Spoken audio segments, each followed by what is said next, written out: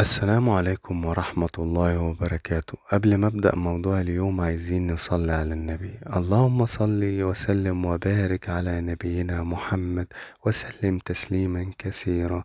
موضوع اليوم ازاي ناخد أجر الحج والعمرة وأنا ما معيش أصلا فلوس إن أنا أحج أو أعمل عمرة. قال رسول الله صلى الله عليه وسلم: من صلى الغداة يعني الفجر في جماعة ثم قعد يذكر الله حتى تطلع الشمس ثم صلى ركعتين كانت له كأجر حجة وعمرة تامة تامة تامة.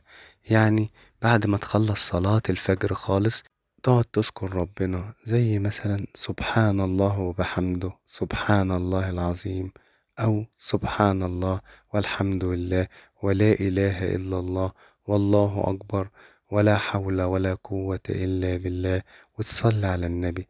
تفضل على ذكر ربنا حتى طلوع الشمس، ولما تطلع الشمس يعني الشروق تصلي ركعتين اللي هي ركعتين الضحى. لما تعمل كده أجر وثواب اللي انت هتعمله ده كله يساوي أجر الحج والعمرة.